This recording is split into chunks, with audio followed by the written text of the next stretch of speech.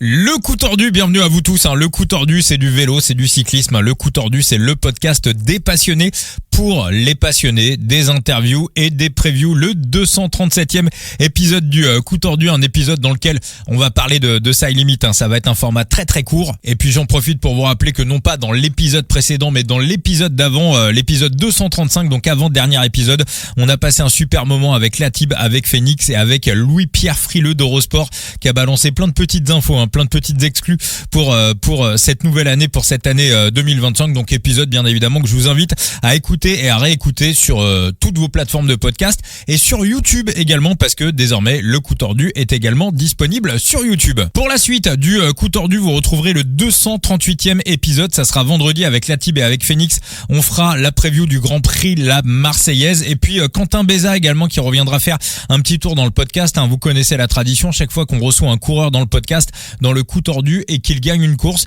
la tradition c'est qu'il revienne faire un tour à un moment donné dans le podcast, dans le coup tordu. Donc Quentin Béza a gagné le contre-la-montre sur le Tour de Sharjah devant Ren Taramae avec un écart considérable, avec 4 centièmes de seconde d'avance. Il viendra vous raconter tout ça. Voilà, on reprendra quelques minutes pour avoir Quentin. Donc l'épisode sera disponible ce vendredi 31 janvier, encore une fois sur YouTube et sur toutes vos plateformes de podcast. Et donc là je vous retrouve pour un tuto qui s'appelle bien débuter sur Side Limit. Alors je vais faire plein de petits tutos comme ça pour ceux qui veulent se lancer sur Side Limit. Je vais pas tout mettre d'un coup parce que ça pourrait être un peu chargé, ça pourrait être un peu lourd. Donc là simplement je vais vous donner ce qui pour moi sont les bases pour bien se lancer sur Side Limit. Qui doit se lancer sur Side Limit et qui ne doit pas se lancer sur Side Limit. Il y aura d'autres formats, on fera un épisode consacré à l'achat-vente, on fera un épisode consacré précisément au marché secondaire, sur comment constituer ses équipes, on fera un format sur le scoring.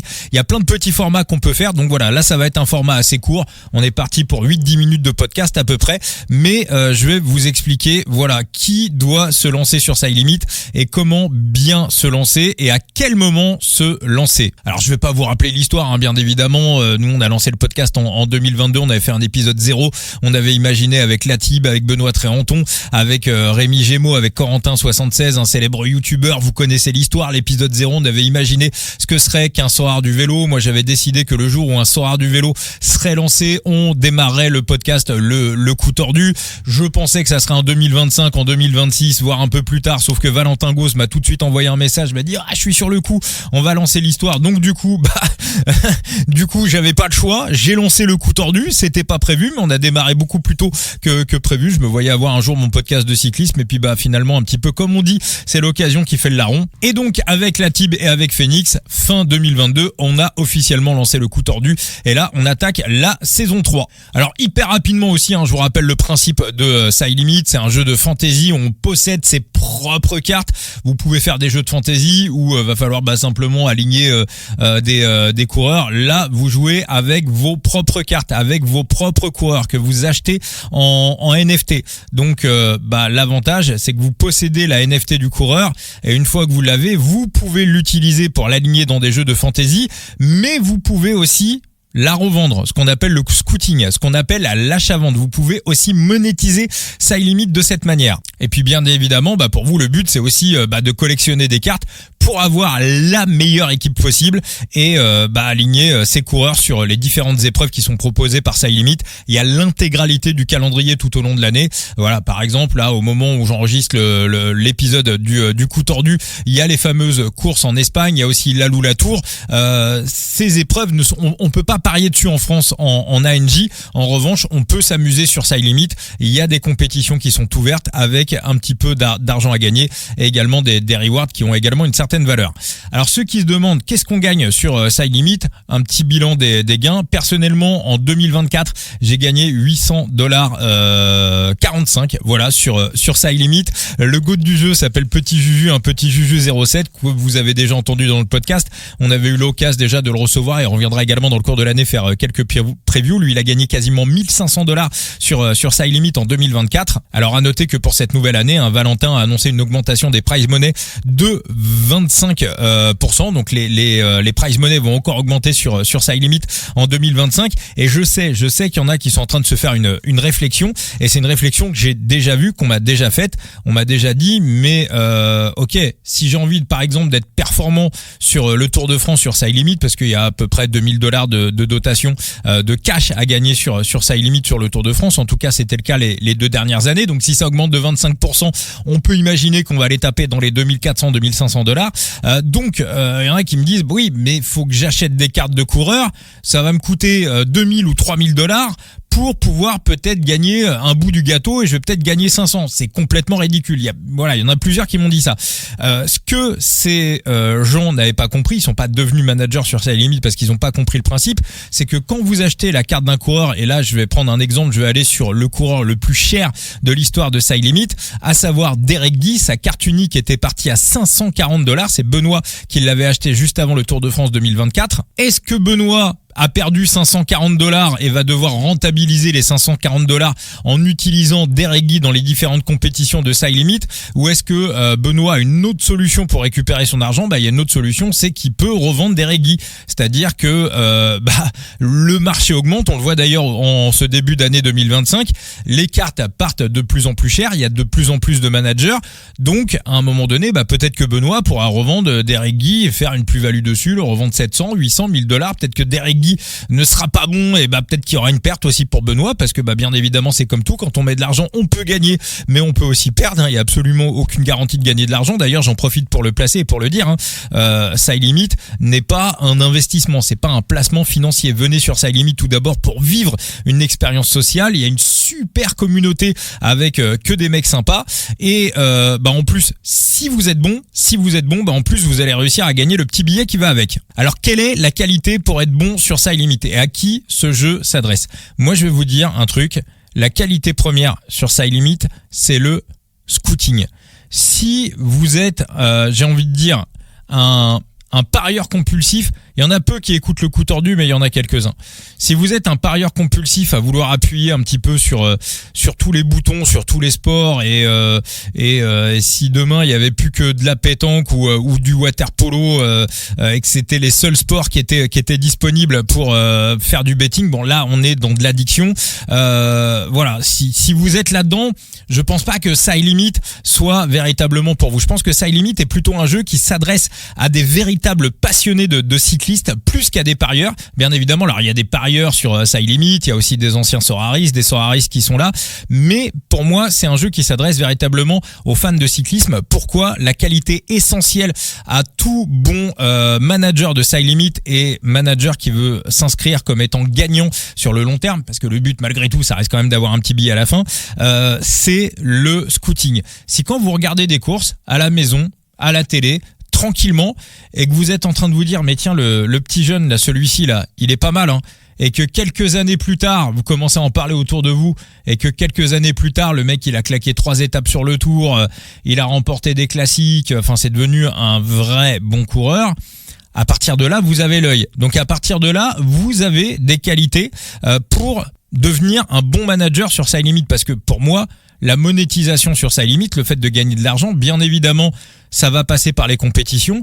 Il va falloir être performant sur les compétitions, être meilleur que les autres, bien sûr, mais ça va surtout passer par l'achat-vente. Moi, je compte essentiellement sur l'achat-vente pour dégager un bénéfice sur Side Limit.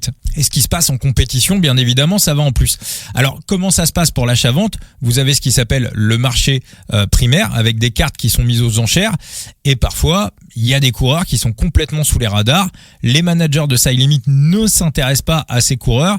Ils valent très peu cher. Vous les avez repérés et vous les récupérez à des prix, on va dire, totalement dérisoires. Et vous pouvez ensuite les revendre sur le marché secondaire. À savoir aussi que, bien évidemment, plus il y a de managers sur Side Limit, plus le prix moyen des cartes augmente. Ça, c'est logique. C'est comme tout. Et là, je vais m'adresser, parce que j'en vois pas mal sur les groupes du coup tordu, qui me disent la première réflexion, c'est je vais attendre un petit peu avant de m'inscrire sur Side Limit, c'est vrai que c'est intéressant, mais la deuxième réflexion qui revient la plupart du temps, je viendrai sur Side Limit quand il y aura les World Tour. Alors déjà, une World Tour, il y en aura une en 2026, vu qu'Israël est quasiment assuré de remonter en World Tour, parce que voilà, ça limite, voilà, faut qu'il y ait des équipes sous licence. Il y a à peu près 25 équipes sous licence des Conti, des Pro Team. Pour l'instant, il n'y a pas encore d'équipe World Tour. Les plus grosses, c'est Israël et Tudor. On a de la Kern Pharma, on a également du Bardiani. Donc il y a des très bonnes équipes, mais il n'y a pas encore d'équipe World Tour. Ce qui risque de se passer, c'est que le jour où Valentin va signer une équipe World Tour, et ça va forcément arriver à un moment donné, très souvent dans une équipe World Tour, il y a des stars. Les stars, ça fait venir les managers, et donc ça va encore augmenter le marché. Donc ça sera très bien pour ceux qui étaient déjà dans le jeu, parce que quand une équipe World Tour arrive, admettons que la Groupama FDJ arrive demain sur Side Limit, qu'est-ce qui va se passer? Les managers fans de la Groupama FDJ vont vouloir se ravitailler, puis une fois qu'ils vont avoir mis un billet pour acheter la carte de David Gaudu et la carte de Valentin Madouas, ils vont vouloir participer aux compétitions proposées par Side Limit. Alors je précise un truc, c'est que les compétitions proposées par Side Limit sont intégralement gratuites. Une fois que vous avez votre galerie de coureurs et que vous alignez vos coureurs sur ces compétitions-là, c'est gratos. Vous n'avez rien à rajouter pour participer aux compétitions. Donc ces managers, une fois qu'ils vont avoir récupéré Gaudu et Madouas, ils vont regarder ce qui se passe autour. Il va falloir qu'ils grossissent leur galerie, forcément. Donc qu'est-ce qui se passe? Les managers qui étaient déjà là, qui ont déjà des galeries, vont leur proposer des cartes sur le marché secondaire et forcément vont gagner de l'argent. C'est ce que je disais quand on a commencé le coup tordu. En 2023, je disais que sur Side Limit, les managers qui étaient là en 2023 auront un avantage sur les managers qui seraient dans le jeu en 2024. C'est ce qui s'est passé. L'année vient de débuter. On voit que les managers qui étaient là en 2024 sur Side Limit ont un avantage sur les managers qui viennent d'arriver en 2025, mais pas de panique. Les managers qui vont être là en 2025 et qui vont démarrer le jeu en cette année 2025 auront un avantage sur les managers qui vont arriver en 2026, en 2027 et ainsi de suite. Une autre précision importante, c'est que cette année, le coup tordu va remettre un prix. On va remettre un trophée, le trophée du manager de l'année. C'est un vrai trophée, c'est un petit peu comme le vélo d'or, mais ça sera pour les managers de Side Limit. Ce trophée, je l'ai pris en photo, je l'ai mis sur les réseaux sociaux du coup tordu. Alors peut-être que ce trophée sera destiné à un manager de Side Limit, peut-être à quelqu'un qui est en train d'écouter le podcast et qui n'est pas encore inscrit sur Side Limit. C'est sûr que les performances, les résultats en compétition, voilà, ça sera un critère bien évidemment, mais ça sera aussi un manager, on va dire, qui aura montré un bon état d'esprit tout au long de la saison. Les deux critères seront importants, donc on fera un petit vote en fin d'année et on remettra le trophée du manager de l'année à celui qui aura été élu par l'équipe du coup tordu. Alors ensuite, pour terminer ce podcast, comment bien débuter sur Side Limit? On rentrera un petit peu plus tard dans un autre podcast sur les différents détails du jeu. Mais une fois que vous rentrez dans le jeu, donc voilà, il y a un process d'inscription qui est très rapide. Alors je rappelle que Side Limit n'est pas partenaire de ce podcast. Voilà, je vous le dis, c'est un projet auquel on croit depuis l'épisode 0 du coup tordu. Donc vous aurez un petit code de parrainage qui s'appelle coup tordu 0. Alors nous, qu'est-ce que ça nous rapporte? Ça rapporte des points d'XP, c'est toujours sympa. Les points d'XP, bien évidemment, je vous expliquerai ce que c'est dans un prochain épisode du coup tordu. Donc vous vous inscrivez, vous rentrez notre code de parrainage coup tordu 0 avec le chiffre 0. Et là, une fois que vous avez fait tout ça, que vous avez vérifié votre adresse mail, ça prend 3 minutes. Là, Side Limit va vous proposer un paquet de 50 cartes gratuites, 50 cartes blanches gratuites qui vont vous permettre de faire la Ligue 4 qui est la compétition gratuite et même la Ligue 3. Cette année en Ligue 3, on peut utiliser des cartes blanches, donc aussi aller disputer des compétitions payantes, mais vous n'aurez pas besoin de beaucoup de coureurs pour vous aligner sur ces parties-là. Peut-être aller 2 coureurs ou 3 coureurs, je crois. Et donc, Side Limit va vous proposer 50 cartes blanches. Donc à chaque fois, vous aurez 3 choix à faire. Le premier choix, ça sera Van Der Poel, Pogačar ou Vingegaard. Et puis ensuite, ça va descendre. L'intégralité du peloton est concernée par les cartes blanches. Je vous dis un truc, ne faites pas la même erreur que moi. Side Limit a remis les cartes blanches à 0 en ce début d'année 2025. Vous pouvez choisir d'avoir des cartes en mode complètement aléatoire. Vous appuyez sur un bouton et vous avez vos 50 cartes. Moi, je vous conseille quand même de prendre le temps de choisir, de sélectionner vos cartes. Allez, peut-être les 10 premières et puis après, vous passez en mode aléatoire. Mais c'est sûr qu'avoir Van Der Poel, Pogačar ou Vingegaard, c'est pas forcément la même chose. Donc prenez le temps d'analyser et de prendre vos 50 cartes blanches et avoir une belle galerie de cartes blanches pour être compétitif en Ligue 4 et en Ligue 3 dès vos premiers pas sur Side Limit. Je vais pas aller plus loin pour ce podcast. Je pense qu'on a fait un petit tour. Si vous avez n'importe quelle question à poser sur le jeu, bien évidemment, je suis là pour vous répondre, pour vous écouter. Notez que l'interface va changer dans les semaines qui viennent. Il y aura une appli Side Limit, c'est ce que Valentin nous avait expliqué quand on l'avait reçu au tout début de l'année 2025 dans le coup tordu. Donc ça avance encore bien évidemment, et si vous avez n'importe quelle question, venez me rejoindre sur tous les réseaux sociaux du coup tordu, sur X, on est même sur Blue Sky maintenant, sur Instagram, sur TikTok aussi, et bien évidemment le Facebook du coup tordu. J'accueille absolument tout le monde. Voilà, merci à tous les amis pour ce petit format. On se refera des tutos comme ça, des petits tutos Side Limit de temps à autre, et on se retrouve le vendredi 31 janvier je pense dans le cours de la soirée avec la Tib, avec Phoenix, avec Quentin Béza et avec la grande preview du Grand Prix La Marseillaise. Allez, ciao les amis.